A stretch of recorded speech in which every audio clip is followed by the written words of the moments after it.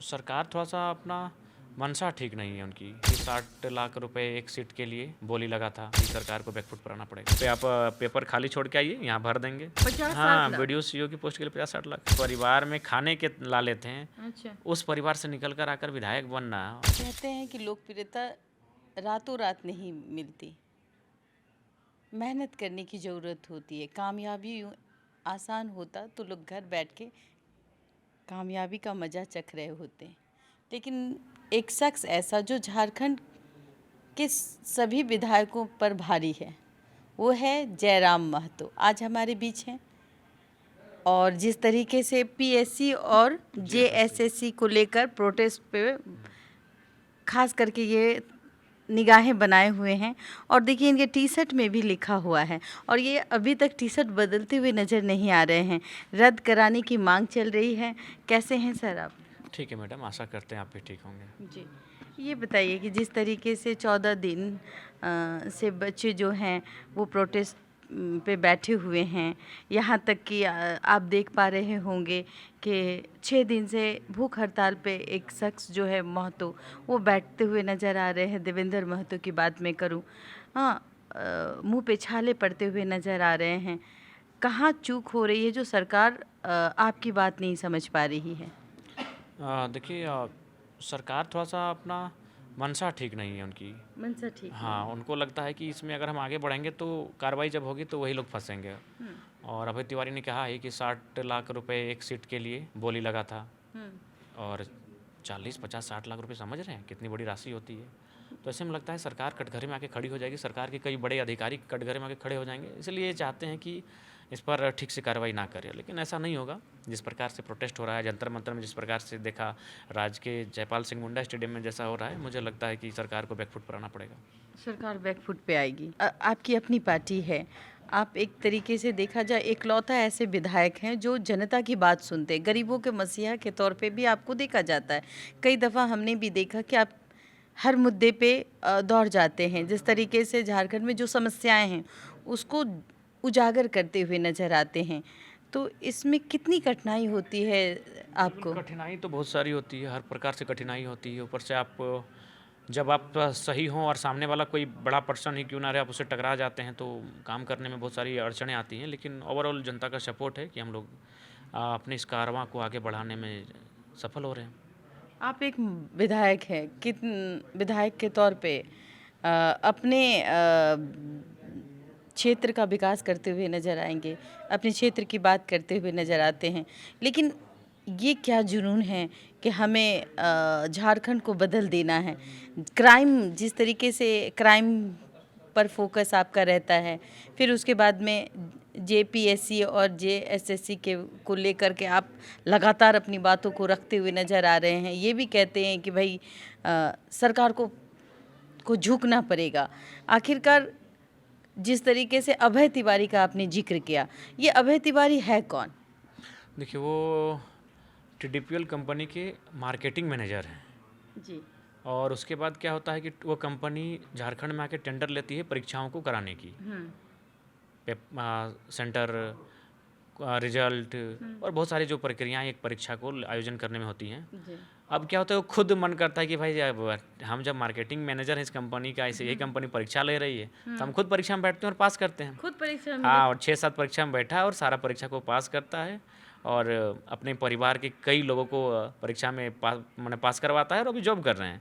नौकरी दिलवा दिए हैं। वही पे आप पेपर खाली छोड़ के आइए, यहाँ भर देंगे। अच्छा। हाँ, ये भी परंपरा है यहाँ पे। ये मतलब एक सीट, एक मामूली सा सीईओ और बीडीओ जैसे सीट पे कितने पैसे ये लोग कितने चार्ज करते हैं? मामूली कहाँ रहे, वो तो सिविल सर्विस से हैं, वो तो मतलब प्रशासनिक अगर देखा जाए ईमानदारी से 50-60 लाख। 50-60 हाँ, लाख। बीडीओ सीईओ की पोस्ट के लिए 50-60 लाख। तो ये बच्चों के भविष्य के साथ खिलवाड़ हुआ। पूरा खिलवाड़ है, खिलवाड़ ही नहीं, पूरा तो खिलवाड़ क्या है। ये ब्लैक लिस्टेड कंपनी थी कहा जाता है, और जब यूपी के कोर्ट ने भी इनको फटकार लगाई थी, ब्लैक लिस्ट कर दिया था, तो फिर ये झारखंड में कैसे, किस तरीके से काम कर रही है, इसकी जानकारी आपको कब हुई? इसकी जानकारी हम लोग को जो प्रोटेस्ट हुआ और जो स्टार्टिंग हुआ था उस समय इसकी जानकारी हुई, और हमने जाके मुख्यमंत्री और राज्यपाल महोदय दोनों को बतलाया कि इसमें गड़बड़ियाँ हैं, चूँकि ये ब्लैक लिस्टेड कंपनी और कई प्रकार की त्रुटियाँ हैं। उसके बाद से कार्रवाई हुई, लेकिन हम लोगों ने प्रोटेस्ट को आगे बढ़ाया और देख सकते हैं प्रोटेस्ट बहुत बड़ा बन चुका है। बहुत बड़ा बन चुका है। आज एक लेफ्ट की नेहा बोरा प्रोटेस्ट का हिस्सा बनती है और जिस तरीके से उस पर काली सिहाई फेंकी जाती है, इसको लेके आप क्या कहेंगे? देखिए, हम इसको लेकर तो स्पष्ट कहेंगे कि समर्थन देने का सबको अधिकार है। अगर वो समर्थन देने के लिए आई थी तो समर्थन अपना क्यों नहीं देगी। हाँ, यहाँ आने के बाद अगर कुछ ऐसा शब्द का वो प्रयोग करती है जो किसी माने धर्म विशेष, जाति विशेष या संप्रदाय विशेष या किसी भी को ठेस पहुँचती है, तो फिर बोलना चाहिए उनको कि भाई आप माने अपने या फिर उनको स्पीच के लिए प्रतिबंधित करना चाहिए और सभा को खेद प्रकट करना चाहिए कि भाई हम इसके लिए सभा के आयोजन कर रहे हैं कार्यक्रम को, उनको खेद प्रकट करना चाहिए। लेकिन अगर सिर्फ वो अगर आ रहे हैं, उनका पास्ट क्या रहा है नहीं रहे, अगर समर्थन तो कोई भी दे सकता है। समर्थन कोई भी दे सकता है।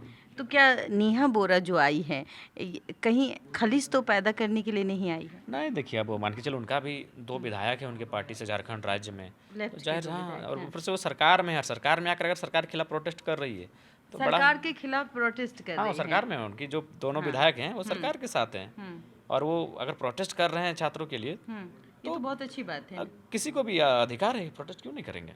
मतलब कि प्रोटेस्ट के हिस्से में आना, सरकार की आंखों में आंखें डाल के बात करना, कोई बुरा नहीं ये है, बस खाली अपने वाक्यों का, अपने शब्दों का, अपने कार्यों का ध्यान रखना चाहिए, किसी को आपत्ति ना हो। जिस तरीके से जंतर मंतर पे आपने देखा था कि कई बच्चियां हो और अब शब्दों का जो यूज कर लेती हैं। हाँ, कुछ बच्चे हैं जिन्होंने किया, लेकिन उसके लिए आप पूरे आंदोलन पर टिप्पणी नहीं कर सकते हैं। मान के चलिए 20,000 की भीड़ थी, 20,000 में अगर 20 बच्चों ने कुछ आपत्तिजनक या फिर कुछ अशोभनीय बात कहा तो उनको सीख की आवश्यकता है, आखिर वो बच्चे ही थे।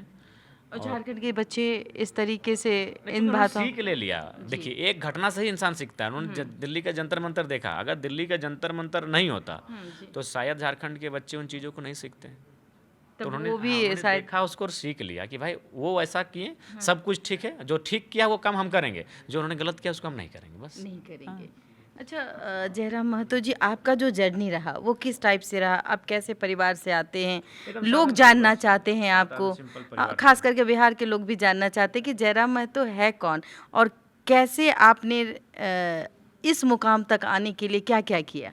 बस एक प्रोटेस्ट, इसी प्रकार जो एक प्रोटेस्ट हुआ था उस प्रोटेस्ट में हम हाईलाइट हुए। अच्छा। और फिर चुनाव लड़े, लोगों ने कहा चुनाव लड़े तो जीत गए, और अपने साथियों को भी लड़ाएं, एक पार्टी छोड़ने। संघर्ष तो रहेगा, बिना संघर्ष के आप यहाँ तक नहीं आ पाएंगे। मतलब आप जब अकेले अपने बूते लड़ाई लड़ने की ठानी, कोशिश किया कि भाई हम विधायक बने और अब सदन में जाके आवाज़ उठाएं, तो उस वक्त आपके साथ क्या क्या हुआ था?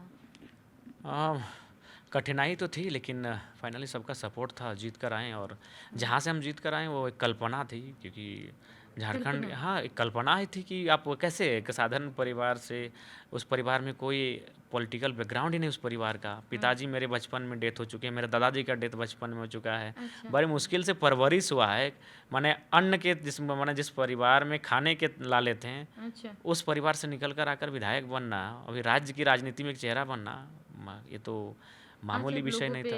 राज कर रहे, उनके दिल में राज कर रहे। उसका मूल कारण यही है कि हम सामान्य परिवार से आए हैं। ये लोग अपने आप से कनेक्ट करते हैं कि भाई ये लड़का अगर। जयराम महतो कितने पढ़े लिखे?